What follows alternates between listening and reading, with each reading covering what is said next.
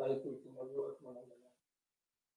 O dakilang Diyos, makapangyarihan po sa lahat.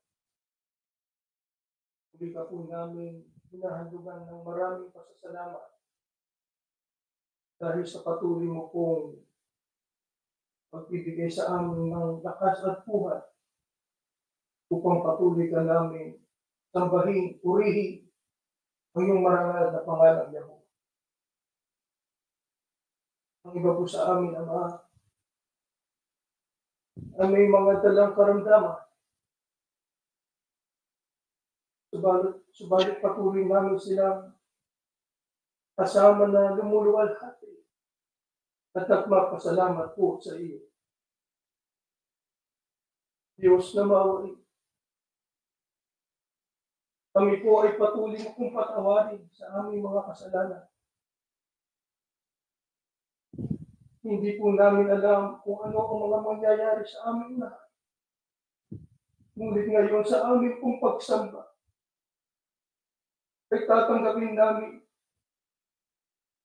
ang iyong banal na kapangyarihan na siyang patuloy na magpapalakas at magpapatibay sa bawat isa po sa amin. Kung kaya, Ama, inaanyayahan ka po namin, kung maaari sana'y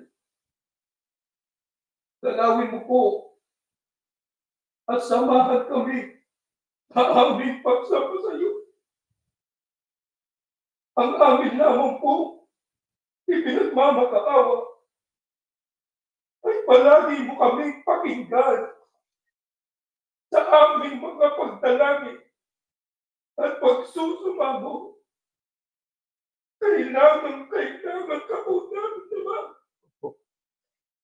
Dahil pabigat ng pabigat ang pagdadala ng aming pamumuhay. Tumitindi ang kahirapan. Ang kasamaan ay patuloy na lumalaganap sa buong mundo. Kung kaya, Panginoon, Huwag mo naman kaming pagkaitan ng awa Opo. at huwag mo po kaming papatulan Opo. sa aming kahinaan. Ama, narito po ang aming mga nakayanang abulo. Pakitanggapin mo po at basbasan ito Opo. upang magamit sa lahat ng gawain sa iglesia. Amen. Sumasampalataya po kami, Ama, na binasbasan po ang aming kapatid na siyang maghahayag ng iyong banal na salita, na siyang aming gabay sa patuloy namin pagbibig. Amen. Ang lahat po na ito'y aming hinihiling. Kami sa pangalan po ng aming Panginoong Yahushua, na siyang aming.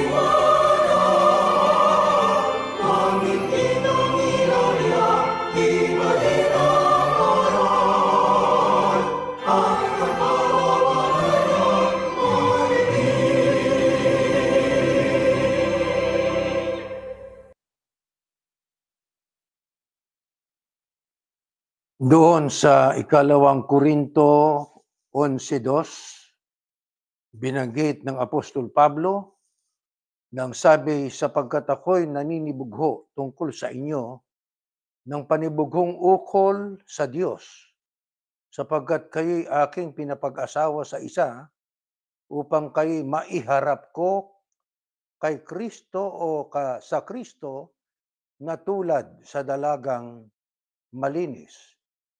Ito po'y pahayag ng Apostol Pablo na ito ay patungkol sa iglesia. Ng iglesia ay hangad niya na maiharap sa Kristo na tulad sa dalagang malinis. Sa panahon po ba natin, mayroon ng dalagang malinis? Ang iglesia po ba'y malinis na? Tayo po ba'y malinis na?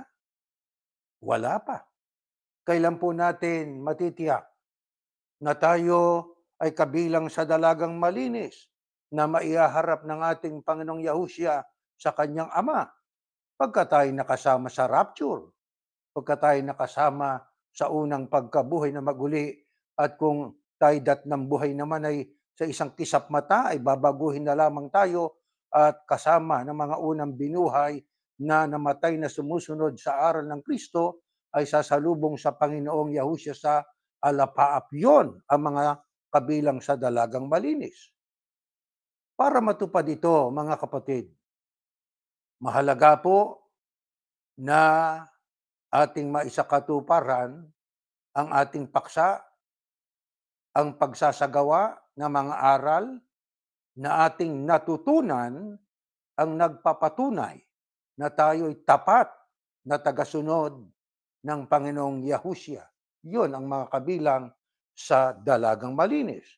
Kaya hindi sapat lang na ating natutunan ang mga aral, kailangan nating maisagawa. Kailangan nating maisakatuparan. Alam ninyo, mga magulang at mga mahal na kapatid, ang katotohanang dapat nating malaman ay ang pagbuo ng isang makabuluhang relasyon sa iba o kaugnayan sa iba at higit sa lahat ay kaugnayan natin sa Diyos ay mahalaga para sa isang makabuluhang buhay. Ang matibay na relasyon natin sa Diyos na ito'y sa pamamagitan ng ating pananampalataya, ng ating pagtitiwala sa Kanya, at ng pagkaalam at pagkaunawa sa malalim na katangian ng ating Diyos ay nagbibigay ng isang matibay na pundasyon para sa lahat ng uri ng relasyon. Ang pundasyong ito ay nakakaapekto sa ating koneksyon o kaugnayan sa iba na nagtataguyod ng empatiya. Ano ibig sabihin ng empatiya? Mayroong malasakit sa kanyang kapwa. Di po ba? Malasakit sa kanyang kapwa. At isang tunay na pagnanais na bumuo ng isang malusog at isang komunidad na nagtutulungan. Kaya mahalaga na ating matiyak. Kumusta kaya ang ating relasyon sa Diyos? Mabuti kaya? Mabuti-buti? O kaya naman ay baliwala? Ng ating pinag-iigay yung ating pakikipagrelasyon sa ibang mga tao na wala namang kinalaman, maaaring walang kinalaman sa ating kaligtasan. Hindi masama na makipagkapwa-tao, pero kung meron tayong higit na dapat pong pagbutihin na relasyon ay walang iba kundi ang ating kaugnayan sa Diyos. Paano natin masasabi na tayo may kaugnayan sa Diyos? Ako po ay kasama na sa iglesia na itinatag ng Panginoong Yahusya. Ako po ay kabilang sa mga tinubos. Ayan ang aking pananampalataya. Ngayon, mga kapatid, ayon po sa pagtuturo ng Apostol Juan, paano ho natin mapatutunayan ang ating pong wagas na kaugnayan kay Yahuwah? Pakinggan po natin na nakasulat sa unang talata sa ating pag-aaral. Ganito po ang ating mababasa, atin hong subaybayan ito, mga kapatid, at ganito nakasulat. Ang sino mang nagsasabing siya'y sa Diyos, sa ibang salita, may kaugnayan ka sa Diyos, dapat siyang mamuhay ng tulad ni Yahushua Kristo. Paano ho natin mapatutunayan na ang ating sarili ay may kaugnayan sa Diyos o kay Yahuwah at ang ating kaugnayan na yan ay wagas, tunay? Ang sabi ng Biblia, dapat siyang mamuhay ng tulad ni Yahushua Kristo. Yun ang ating dapat patunayan. Paano ho tayo mabubuhay ng katulad ng ating Panginoong Yahushua? Next slide. Ganito nakasulat. Dapat maging katulad ng kay Kristo Yahushua o sa Kristo Yahushua ang pananaw nyo. At sa pagiging tao niya, nagpakumbaba siya at naging masunurin sa Diyos hanggang sa kamatayan, maging sa kamatayan sa krus. Kung ganon, nakikiusap ako na lubusin na ninyo ang kagalakan ko. Napapansin ba yung salita ng Apostol Pablo? Kung ganon ang wika, nakikiusap ako na lubusin na ninyo ang kagalakan ko. Ano ibig sabihin? Lubusin. Sumusunod na din lang kayo eh. Ba't hindi pa nyo lubusin? Naglilingkod na kayo eh. Ba't hindi pa nyo totohanin? Yun ang katumbas nun. Nang sinabi ni Pablo, kung gano'n ang wika, nakikiusap ako na lubusin na ninyo ang kagalakan ko. Magkasundo kayo't magmahalan at magkaisa sa isip at layunin. Huwag kayong gumawa ng anumang bagay dahil sa makasariling hangarin o sa paghahangad na maitaas ang sarili. Sa halip, magpakumbaba kayo sa isa't isa at ituring na mas mabuti ang iba kaysa inyo.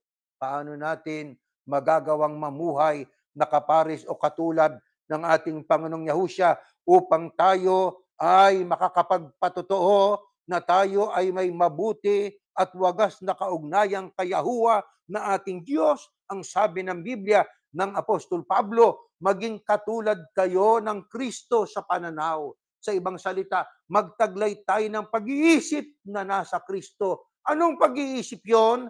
Nagpakumbaba, naging masunurin hanggang sa kamatayan niya sa krus. Alam niyo ang Kristi, kung siya man ay ay namatay, tatandaan muna natin ito, mga kapatid. Oh, ano-ano ang mga katangiang ibinigay sa kanya ng Panginoon Diyos?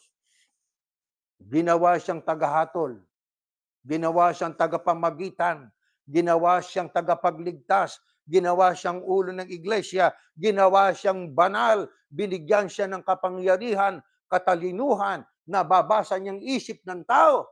Mga katangiang sa kanya lang ipinagkaloob ng Panginoon Diyos, mga kapatid. Pero yung mga katangiang yon ay hindi pinanghawakan ng ating Panginoong Yahushua para siya'y maging kapantay ng Diyos. Hindi. Manapa, hinubad niya yon sa ibang talata ng Biblia o sa dating salin at siya'y nagpakumbaba at siya'y naging masunurin, naging katulad ng tao, tumulad sa tao. O, nang siya'y makitulad sa tao, sa sentidong siya'y taong ipinanganak, taong ipinako sa krus. Ano ibig sabihin po ng Biblia? Yun ay kapakumbabaan. Hindi niya pinili at kanyang pinanghawakan yung kanyang pagiging katulad ng Diyos. Because ang sabi ng Biblia sa ibang talata ng Biblia sa English, He is in the form of God. Siya'y larawan ng Diyos. Siya'y katulad ng Diyos sa uri. Pero yung mga katangiang yon ay kanyang hindi pinahalagahan, kundi ang kanyang pinahalagahan ay yung kanyang pagiging masunurin sa Diyos hanggang kamatayan. Sabi ni Pablo sa mga iglesyang nasa Pilipos, maging sa atin, kung ganoon, nakikiusap ako, lubusin na ninyong kagalakan ko, sabi ni Pablo. Anong sabi sa huli? Sa halip magpakumbaba kayo sa isa't isa at ituring na mas mabuti ang iba kaysa inyo. Kaya yung kababaang loob, yun ay mahalaga para atin pong masunod ang kalooban ng Ama. Ang kababaan ng loob, isinusurrender niya ang kanyang sarili sa kalooban ng Panginoon Diyos. Ang may kababaang loob, hindi niya pinaiiral ang kanyang pag-iisip o ang kanyang pangangatwiran. Kaya nga ang sabi ni Pablo, pagdating sa Ebanghelyo o sa aral ng Kristo, wala akong katwiran sa ganang akin. Sapagkat alam niyang totoo ang itinuturo ng ating Panginoong Yahushua.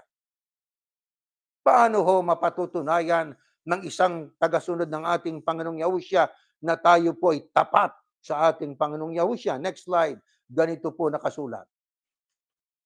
Pagkatapos sinabi ni Yahushua sa mga tagasunod niya, ang sino mang gustong sumunod sa akin ay hindi dapat inuuna ang sarili at dapat handa siyang humarap kahit sa kamatayan alang-alang sa pagsunod niya sa akin. Pansinin natin yan. Ang sabi ng Panginoong Yahushua ay maliwanag, wala siyang pinipilit.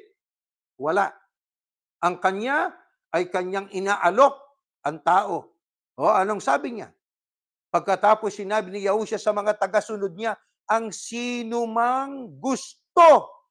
Kaya mayroon kang free will, mayroon kang sariling volition, mayroon kang sariling pasya. Ikaw ang magdidesisyon kung ibig mo maging tagasunod ng Kristo. Ang sino mang gustong sumunod sa akin, ang wika niya, ay hindi dapat inuuna ang sarili.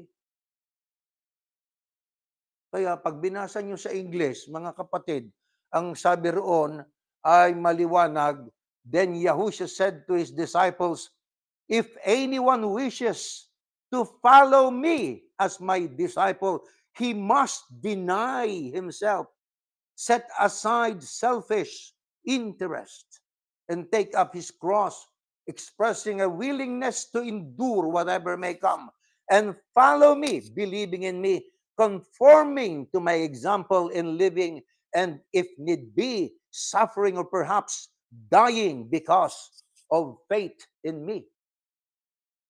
Kaya mga kapatid, paano natin mapatutunayan na tayo tagasunod ng Kristo? Maging hanggang kamatayan, susunod at susunod tayo.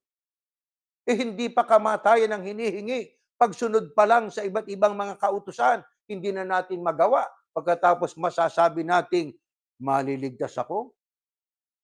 Alam nating ang kaligtasan ay grasya o biyaya. Hindi nakabatay sa gawa. pero hindi ibig sabihin na hindi na tayo gagawa ng mabuti.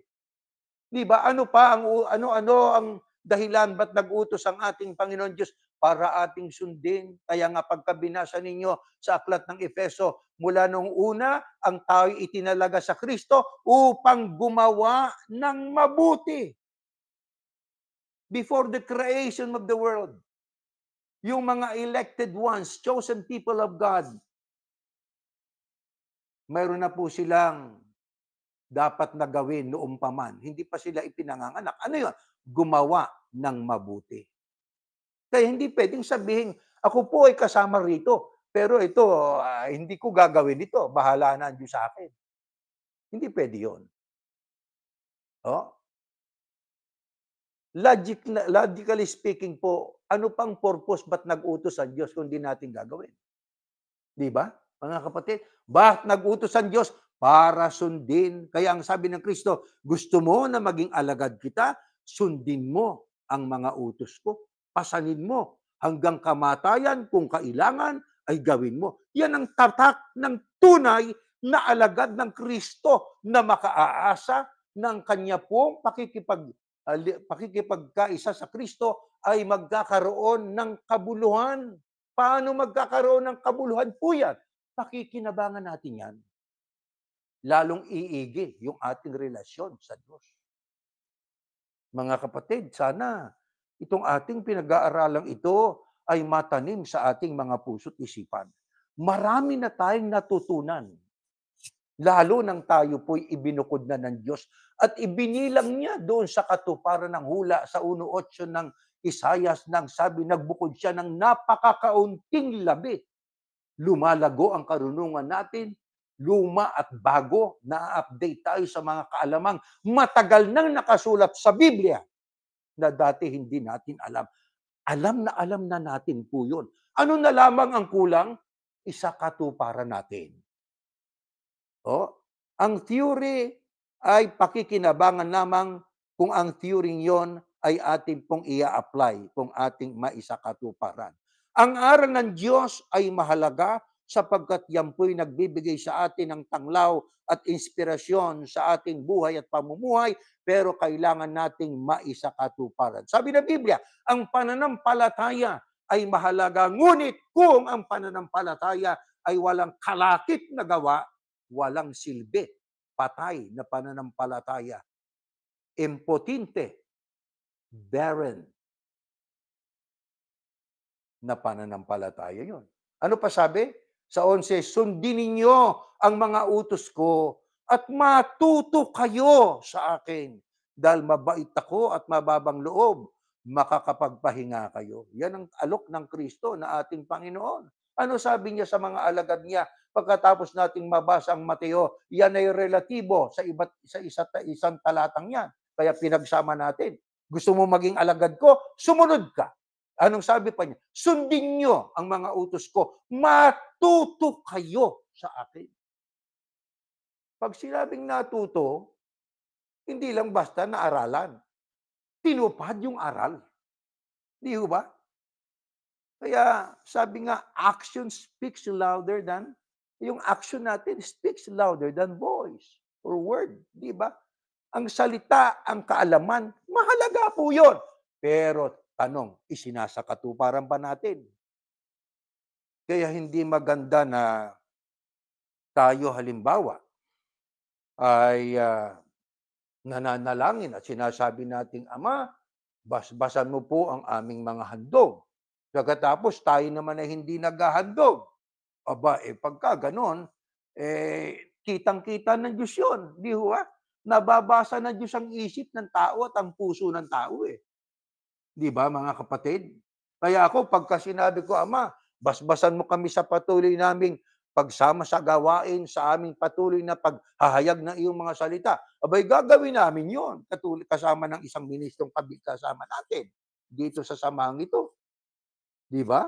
Kaya walang tigil kami sa aming ginagawang podcast, sa aming paghahayag ng salita ng Diyos tuwing pagsamba. Di ba? Nagpipili tayo na maipadama sa ating kapatid ang pag-ibig. Kung mayroon tayong maitutulong sa kapatid na material, sapagkat nangangailangan siya, tinutulungan natin. Bakit? Sapagkat hindi lamang alam natin ang pagtulong ay mahalaga, kundi isinasakatuparan natin, tinutupad natin yung ating natutunan. Yun ang importante sa Diyos.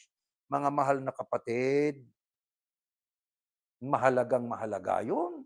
Hindi natin pwedeng sabihin sa ama, "Ama, basbasan mo itong gawain namin." Hindi mo naman ginagawa. Parang sinabi natin na hindi alam ng Diyos ang nalaman ng puso ko. Hindi puwede yun. Na alam ng Diyos ang puso natin, 'di ho ba?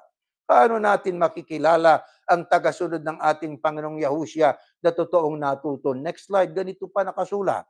Efeso 4:21-24, sundin ninyo, ayan, nabasa na natin yan, we already read that po, ito na.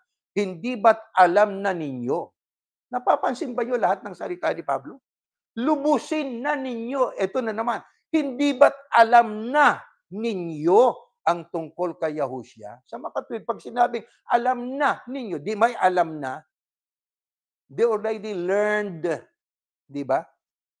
Pagka binasa ninyo sa Biblia Ingles, sa New Living Translation, sa Ephesians 4:21, ang sabi, since you have heard all about Him and have learned the truth. Hindi alam mo na yung totoo, tuloy natin ang basa. At bilang mga mananampalataya, hindi ba't naturuan na kayo ng katotohanan nasa Kanya? Kaya, talikuran nyo na ang dati ninyong pamumuhay dahil gawain ito ng dati ninyong pagkatao. Ang pagkataong ito ang siyang nagpapahamak sa inyo dahil sa masasamang hangarin na dumadaya sa inyo. Baguhin na ninyo ang inyong pag-iisip at pag-uugali. Ipakita niyong binago na kayo ng Diyos at binigyan ng buhay na matuwid at banal katulad ng sa Diyos. Napapansin ba niyong mga salitang talikuran na ang dati? Talikuran na ang dati. Baguhin niyo na. Oh, puro na, mayroon na, 'di ba? Alam na ninyo. Naturuan na kayo ng katotohanan. Ano ibig sabihin? Hindi mga baguhan ito. Ang kausap ni Pablo rito, mga naturuan na. Siguro mga veterano na ito na mga tagasunod ng Kristo. Kaya pero sa kabila na sila po'y matagal nang naturuan, pero ang nagpapaalaala ang Pablo, hindi ba't alam na ninyo? Hindi ba't naturuan na kayo? Baguhin nyo na. Bakit ang sabi baguhin nyo na? Sapagkat naturuan na, hindi pa rin nagbabago eh. Kaya ang sabi rito ng Pablo sa 23, baguhin na ninyong inyong pag-iisip at pag-uugali. Bakit? Sapagkat dati ang pagkatao natin hindi tama eh. Hindi ayon sa kalooban ng Diyos. Pagkataong hindi mabuti ang kaugnayan sa Diyos. Bakit? Sapagkat ang pagkataong ito ang siyang nagpapahamak sa inyo dahil sa masasamang hangarin na dumadaya sa inyo. Anong dapat? Ipakita niyong binago na kayo ng Diyos. Paano nga? Binigyan ng buhay na matuwid at banal katulad ng sa Diyos. Mga kapatid, hindi pa ba natin ito naaabot hanggang ngayon?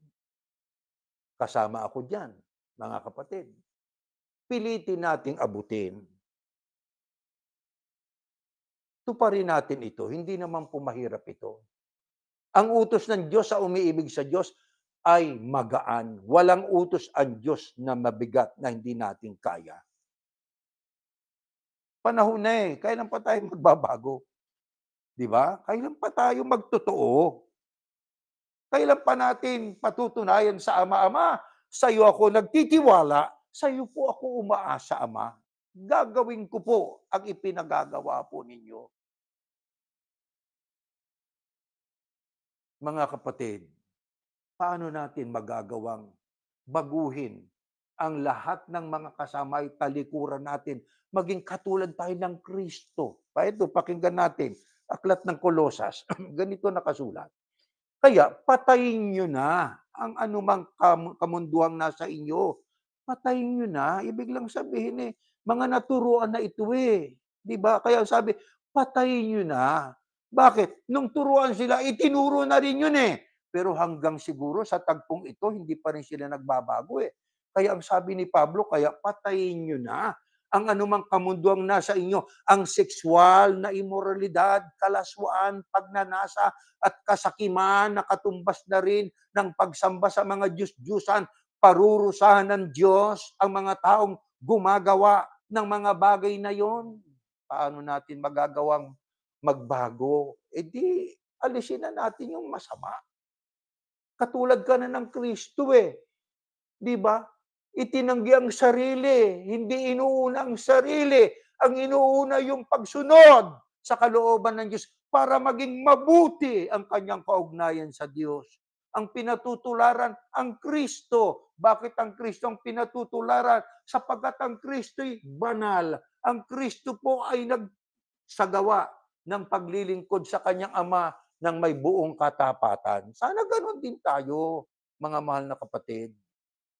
Yung dati, patay na yun eh. Nang bautismohan tayo. Yung bautismo ay bautismo sa kamatayan ang tawag ng Biblia eh. Kaya inililibing o inilulubog tayo eh. Di ba? Pag-ahon natin sa tubig, bagong nilalang na. Paanong bagong nilalang? Sa sentidong nagbago na tayo. Hindi na tayo ang siyang ulo ng ating sarili. Ang ating ulo na ay ang Kristo. Ang Kristo'y banal. Tayo dapat maging banal din na katulad niya. Magagawa naman natin yun eh. Bakit? Sapagkat ang ulo ay banal, kayo ay dapat maging banal din. Nagagawa po natin yon. O, paanong paraan? Eh di lagi nating isaalang-alang, hindi na pala ako magpapasya sa sarili ko. Nagawa na ba natin yon sa isang pagkakataon? Teka muna, may bagay na dapat akong pagpasyahan dito. Ano bang pasya ko ganang akin? Ito pasya ko. Hindi. Teka muna. Ang magpapasya pala, hindi ako, kundi ang Kristo na ulo ko. Kaya, ating aalalahanin yung aral niya. Ano ba aral ng Kristo? Pagdating po sa pag-aasawa, maging tapat sa asawa. Ano ba aral ng Kristo? Dahil ay aral ng Panginoon Diyos. Pagdating po sa hanap buhay, maging malinis ang paraan ng pamumuhay. Di po ba? Pagdating sa trabaho, hindi nagnanakaw ng trabaho, ng oras sa trabaho. Hindi siya nag-iisip ng masama laban sa kanyang kapwa. O hindi siya nagbabalak ng masama laban sa kanyang kapwa. Di po ba? Alam na natin yon. Kaya ang kulang na lang, isakatuparan natin. Isagawa po natin yon. Bakit ang Kristo, mga kapatid, na ating Panginoon, ay dapat nating tularan? At ang sabi nga ni Pablo, isa sa natuto sa Kristo, patayin na ninyo ang lahat ng kasamaan na yan. Ang Kristo po, paano niya nagawa po yon? Kaya kaya rin nating gawin. Eto, next slide. 4:2 hanggang 11. Mahaba-haba ito, pero kailangang basahin. Doon ay nag-aayuno si Yahushua ng 40 araw at 40 gabi. Kaya nagutom siya. Dumating ang manunuksot sinabi sa kanya, kung ikaw nga ang anak ng Diyos. Sa tingin ninyo, hindi ba niya alam na ang Kristo ay anak ng Diyos? Alam niya pero pinagdududa niya ang Kristo. Kung ikaw nga ang anak ng Diyos, gawin mong tinapay ang mga batong ito. Pero sumagot si Yahushua, sinasabi sa kasulatan, hindi lang sa pagkain nabubuhay ang tao, kundi sa bawat salita ng Diyos. Dinala naman siya ng Diablo sa Jerusalem, ang banal na lungsod. Doon, pinakamataas na bahagi ng templo, sinabi niya kay Yahushua, kung ikaw ay nga ang anak ng Diyos, tumalong ka. Sapagkat sinasabi sa kasulatan, uutusan ng Diyos ang kanyang mga anghel na ingatan ka at aalalayan kanila upang hindi tumama ang iyong mga paa sa bato. Ano naman ito, mga kapatid? Pangalawa o second na temptation na ginawa nitong si Satanas sa ating Panginoong Yahushua. Tuloy natin ang basa. Ito naman ang sagot ng Kristo. Sinasabi sa kasulatan, huwag mong subukin ang Panginoon Diyos. Pagkatapos dinala pa siya ng Diablo sa isang napakataas na bundok at ipinakita sa kanyang lahat ng kaharian sa mundo at ang kayamanan at kadakilaan ng mga ito. At sinabi ng Diablo kay Yahushua, ang lahat ng yan, ibibigay ko sa iyo. Kung luluhod ka at sasamba ka sa akin. Pero sinagot siya ni Yahushua, lumayas ka Satanas, sapagkat sinasabi sa kasulatan, sambahin mo ang Panginoon Diyos at siya lamang ang iyong paglingkuran. Pagkatapos nito, iniwan na siya ng Diablo. Dumating naman ang mga anghel ng Diyos at naglingkod sa Kanya. Alam na alam natin ito. Ito yung pagkatapos mag-ayuno ang Kristo na ating Panginoon, ng 40 araw at 40 gabi at sa wakas ay nagutom, doon dumating ang manunukso na yan po ang dyablo. Kung ikaw nga ang anak ng Diyos, gawin mong tinapay ang bato. Natural ba yun na sistema ng paggawa ng tinapay? Hindi. Ano ang sistemang tama sa paggawa ng tinapay? Harina, tubig at kung ano pang gustong ingredients na kailangan ninyo. Hindi mula sa bato. Pero ano po ang ginawa ng dyablo? Tinukso niya ang ating Panginoong Yahushua. Kung ikaw ang anak ng Diyos, alam niyang anak ng Diyos ang Kristo. Pero tinukso niya sapagkat gutom na gutom.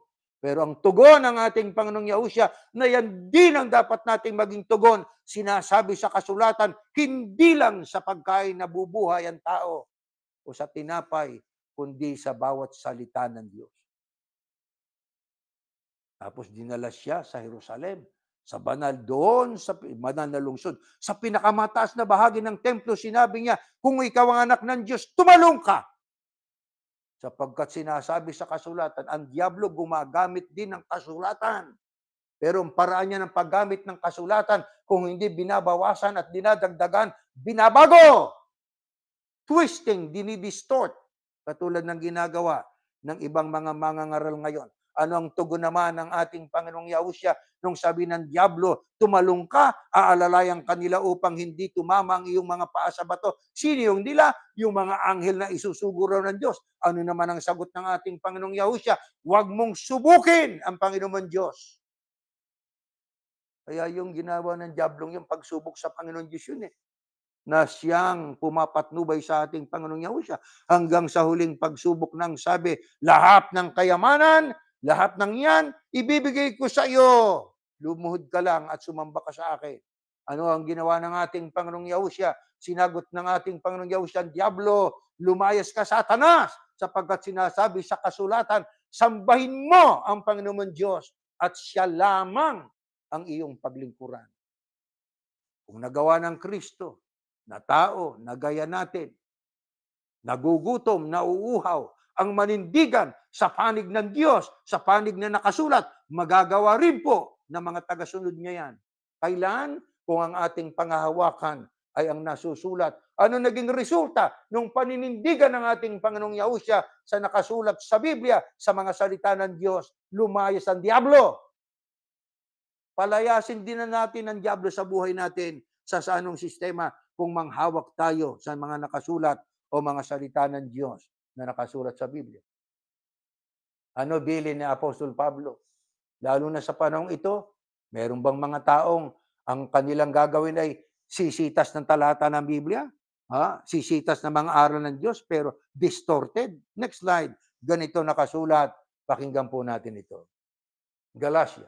Sinabi na namin sa inyo noon at muli kong sasabihin. Talagang ito yung mga natuto na napagsabihan na, learned na sila, mga learned na ito, mga they learned the words of God, they learned about the truth. Sinabi na namin sa inyo noon, muli kong sasabihin, muli. Kaya kung mulit-muli nating sinasabi din ito sa inyo, walang masamang muling sabihin. Bakit? Si Pablo, gano'n ang sinabi. Muli kong sasabihin, kung may mangangaral sa inyo, ayan na, ng magandang balita na iba kaysa tinanggap ninyo, sumpain siya ng Diyos. Ang sabi, as we have said before, sabi doon sa English, so now I say again, if anyone preaches any other gospel to you than what you have received, let him be accursed. Kaya alam nyo, kaya ibinala ito ng Apostol Pablo sapagkat nung tuksoy ng Kristo, gumamit din ng kasulatan. Itong si Diablo, si Satanas.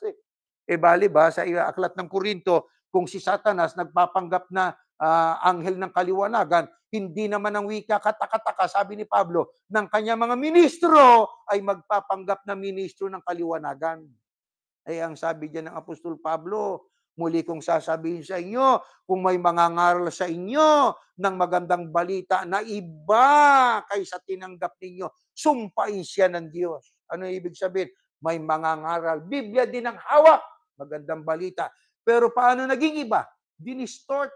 Kung hindi dinagdagan, binawasan. Kung hindi binawasan at dinagdagan, ang salita ng Diyos, pinalitan ang salita.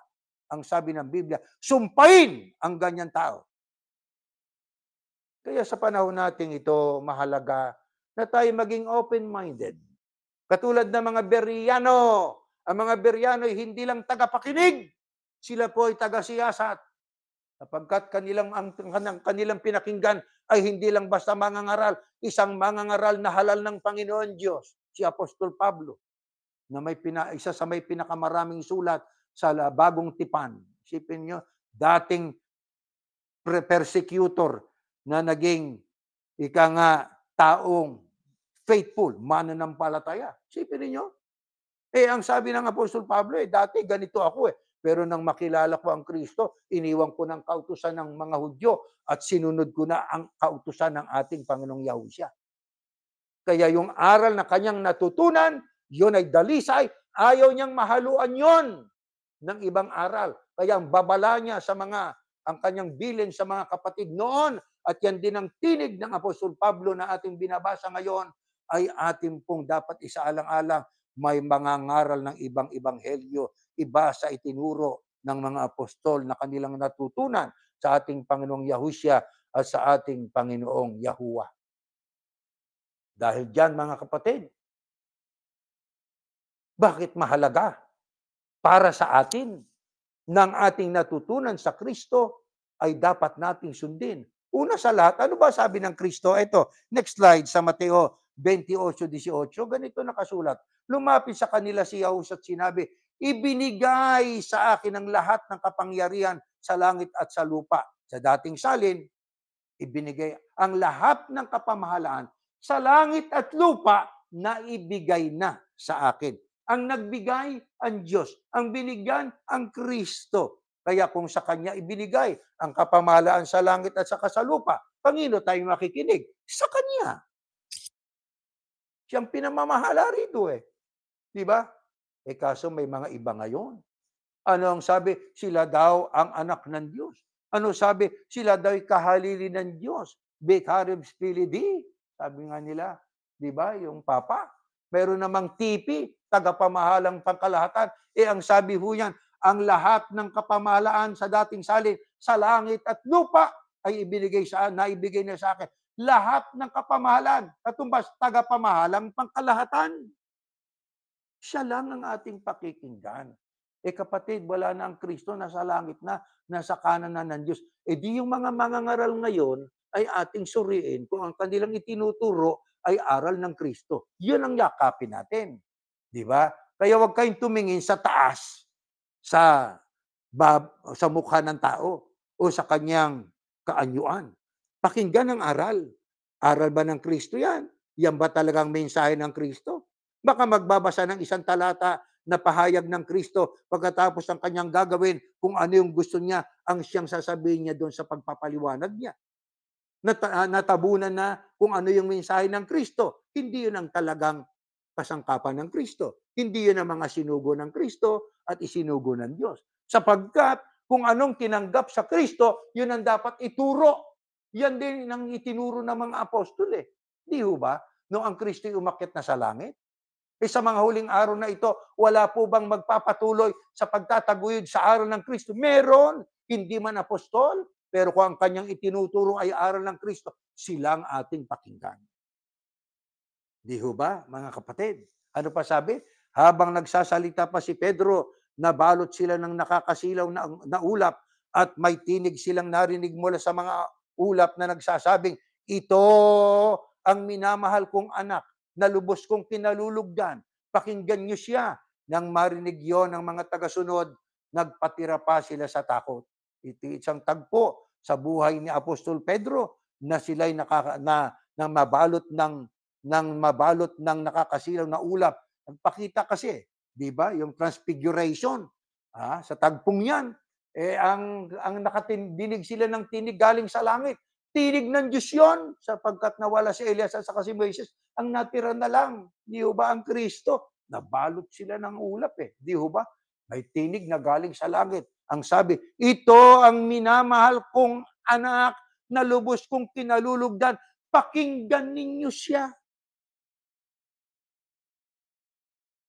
Kaya mga kapatid, dapat tagasuri tayo. Huwag nating ipaubaya, maging sa amin na nangangaral ngayon, huwag niyong ipaubaya sa amin ang inyong kaluluwa. Kailangan po work for your own salvation.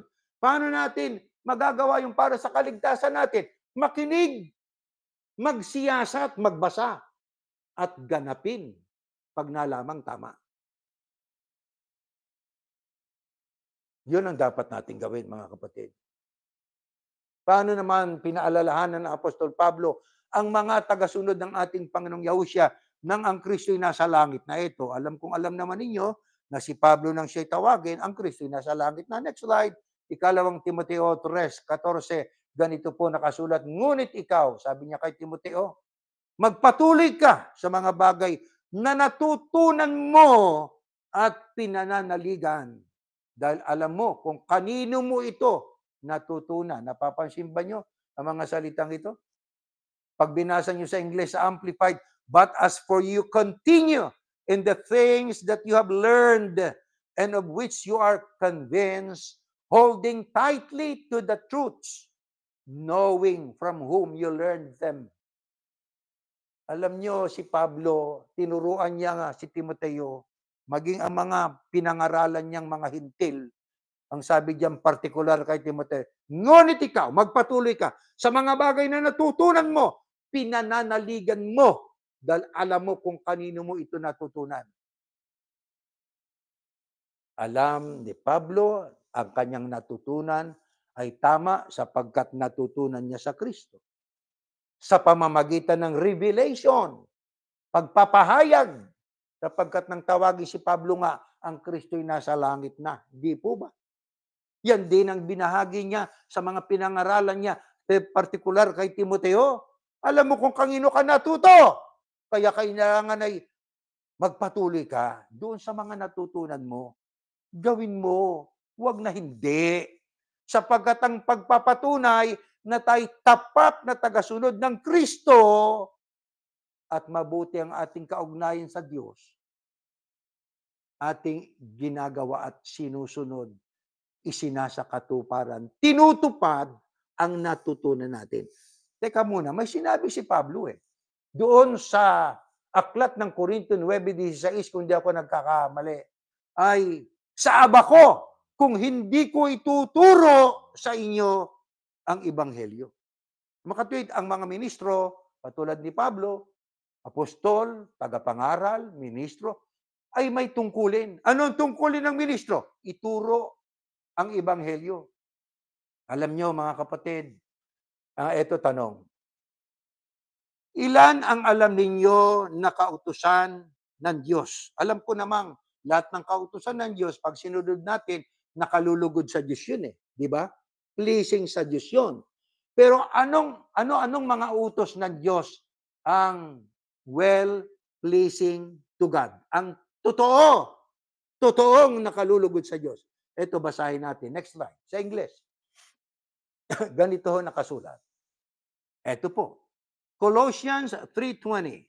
Children, obey your parents as God's representatives in all things.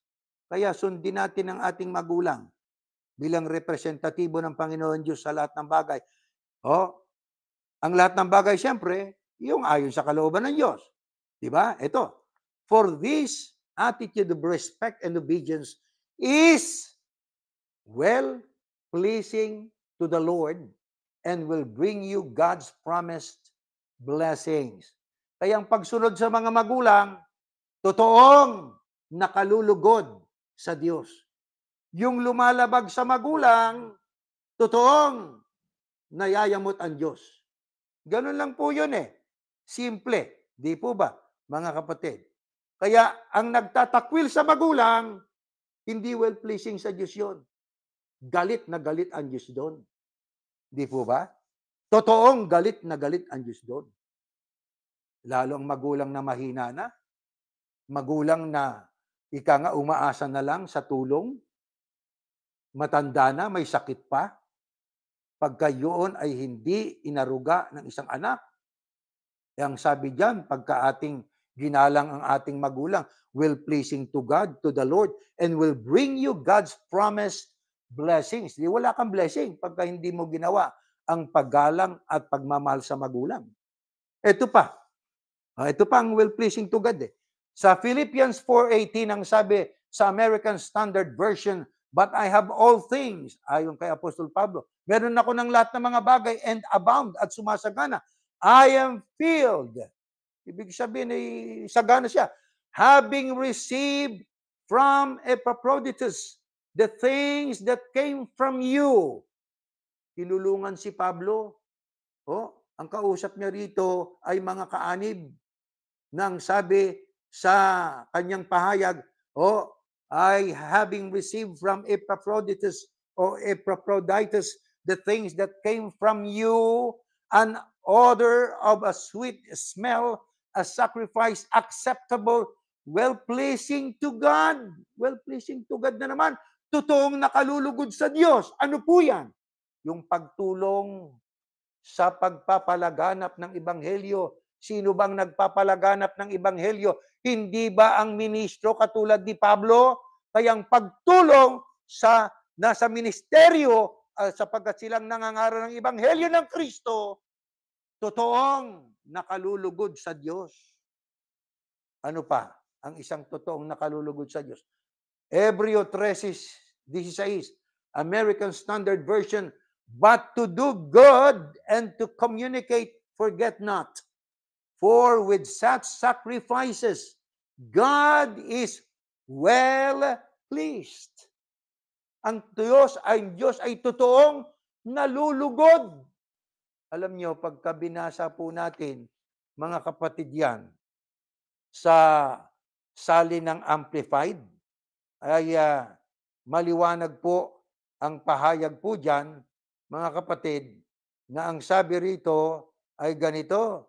Ayan, ang sabi sa Amplified, ito, but, ayan, do not neglect, the same verse, Hebrew 13:16, do not neglect to do good, to contribute to the needy of the church as an expression of fellowship, kapagkat na totoong nakalulugod sa Diyos. Kaya yung binabanggit na, for with such sacrifices, yan po ang ating contribution. Kaya pagka tayo nananalangin na basbasan mo po yung aming handog, dapat naghahandog tayo. Di ba? Kung hindi tayo naghahandog, di sabi na lang natin, Ama, basbasan mo po ang handog nila. Di ba? Ganun na lang ang sabihin natin. Bakit?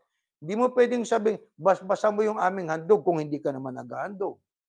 Bakit natin ginagawa ito? Sabi ni Pablo, sa aba ko, kung hindi ko ipangangaral ang Ebanghelyo, sa aba ko rin bilang isang ministro, kung hindi namin ituturo ito sa inyo. Nakasulat po yan eh. Matagal na. Libo-libong taon na nakararaan. 2,000 years at saka 2025 na tayo eh. Higit na sa 2,000 years ago na ituro na nakasulat na sa Biblia yan. Totoong nakalulugod sa Diyos ang paggalang sa magulang. Totoong nakalulugod sa Panginoon Diyos ang pagtulong sa ministeryo. Totoong nakalulugod sa Diyos ang pag-aabuloy. Gawin natin para ang ating relasyon sa Diyos ay maging matibay, maging malakas. Lalo na sa panahon ito. At anong sabi ni Pablo? Next slide. Ganito po ang ating mababasa, mga kapatid. Ito po, pakinggan po natin. Ngunit ikaw, magpatuloy ka sa mga bagay na natutunan mo at pinananaligan dahil alam mo kung kanino mo ito natutunan mula pa sa pagkabata. Alam mo ng banal na kasulatan na nakapagbibigay sa iyo ng karunungan tungo sa kaligtasan sa pamamagitan ng pananampalataya kay Kristo sa Kristo Yahushua. Lahat ng kasulatan ay isinulat sa pamamagitan ng kapangyarihan ng Diyos at mapapakinabangan sa pagtuturo ng katotohanan, pagsasaway, pagtutuwid, at sa pagsasanay sa matuwid na pamumuhay para maging handa sa lahat ng mabubuting gawa na naglilingkod sa Diyos. Mga kapatid, ano sabi ni Pablo? kailangan nating panghawakan ng kasulatan. Diyan tayo natuto. Yan ang itinuro sa atin galing sa kasulatan. Yan ang kapangyarihan ng Diyos para tayo po ay makinabang, gagamitin natin sa pagsaway, sa pagtutuwid. Kaya kung may maling akala at maling paniniwalang iba, basta ako'y nasa loob, ligtas ako, kahit hindi ko gawin ang ipinagagawa ng Diyos. Hindi ganon ang sistema ng Panginoon Diyos. Kaya sa naglagda ng kautusan, hindi para ating basahin lang, kundi para ating maisakatuparan. Kaya ang sabi ng Biblia, ang Biblia ay ginagamit para ituwid ang maling paniniwala ng iba.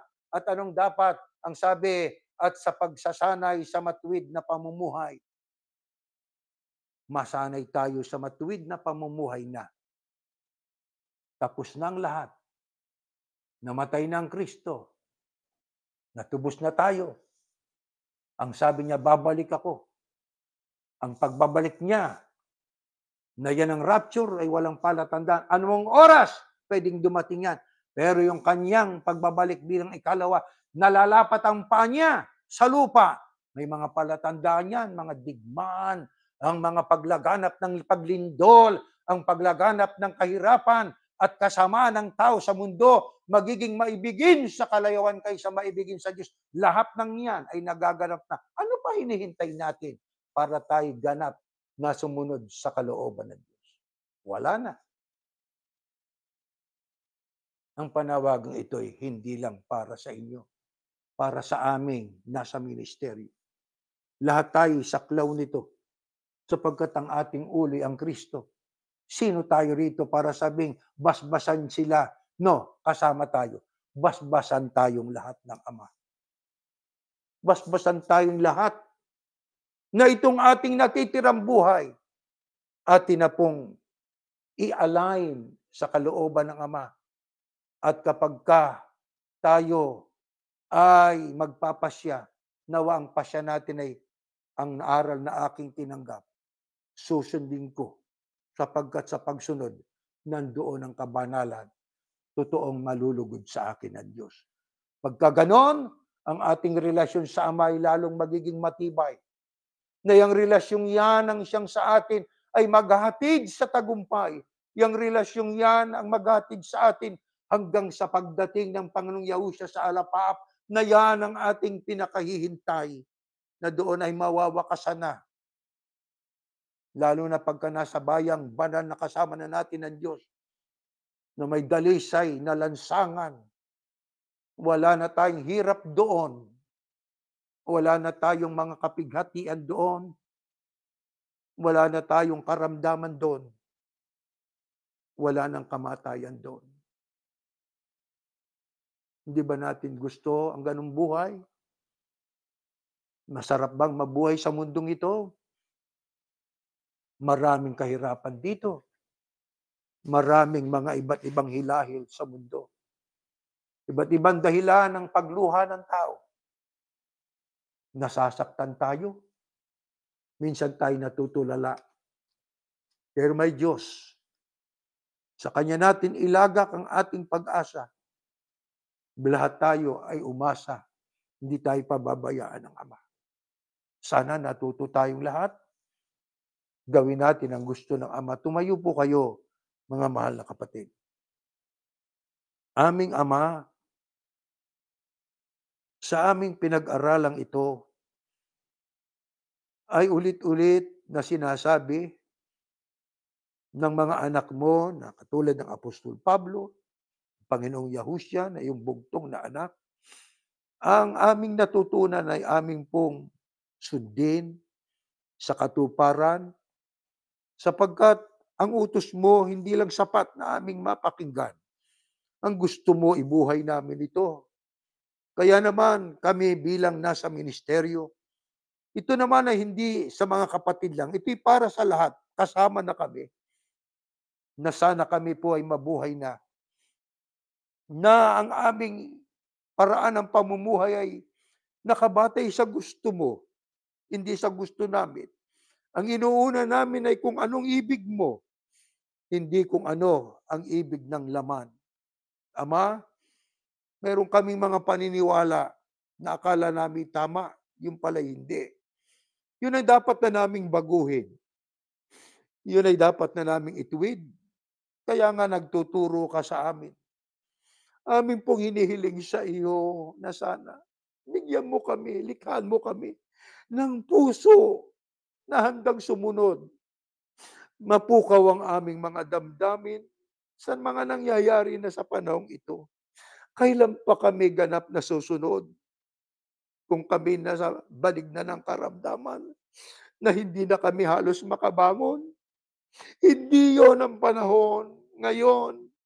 Habang kami po ay may lakas pa, nakagagawa pa kami, ngayon ang panahon para aming patunayan ang aming tunay na pag-ibig sa iyo, sapagkat ikaw ay aming Diyos na hindi nagkulang kailanman. Binibigyan mo kami ng sustentong kailangan namin. Binibigyan mo kami ng lakas sa pagtanda namin. Ama, ang aming pong hinihiling, sana bigyan mo kami ng puso na handang sumunod. Pagsunod na walang alinlangan, pagsunod na ganap, pagsunod na punong-puno ng pag-ibig, sapagkat ang aming mabuting relasyon sa iyo ay nagbubunga ito ng magandang relasyon sa ibang tao, sa aming kakapatid. At sa lahat ng pagkakataon, ang aming magagawa, ang kalulugdan mo, ang ikaluluwalhati ng iyong pangalan. Salamat po. Salamat na muli sa lakas na taglay pa namin. Salamat sa mga aral mo. Salamat po. Ito ang tanglaw namin, itong liwanag namin sa daan ng aming paglalakbay. Ama, pakibasbasan mo ang lahat ng mga namumuno ng mga bansa, mga namumuno ng relihiyon, ang iba't ibang mga taong nasa iba't ibang panig na mundo na biktima ng kalamidad at ng digmaan. Maawa ka po kung maaari. Magkaroon pasan ng kapayapaan. Ngunit kung ano po ang iyong kalooban, sana Ama, samahan mo kami sa aming gagawing paninindigan. Ito'y dalangin namin sa pag-asang tinanggap mo na sa pangalan po ng iyong anak, ang Panginoong Yahushua na aming tagapagligtas. Amen.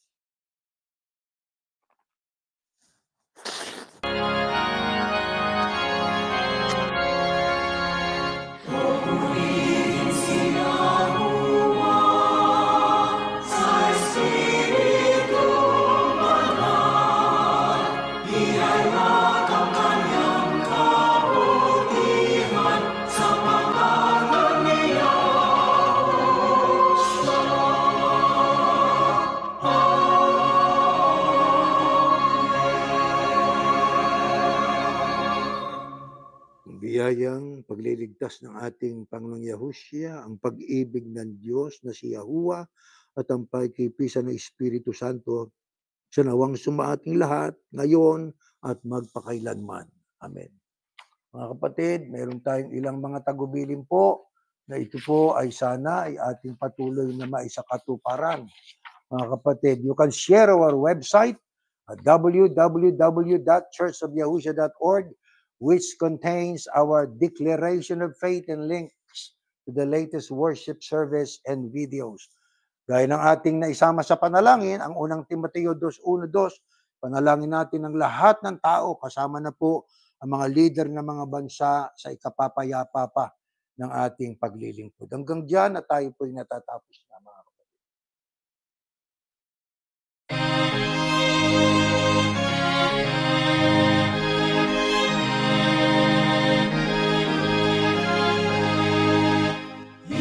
Puso natin ang aral ng Diyos Yahuwa at maging matatag. Pagkatyag na darating araw ng paghuhukom o kaya siya'y tingin. Pangalabing ang iglesia, ipagtanggol ang katwiran gamit ang sandal.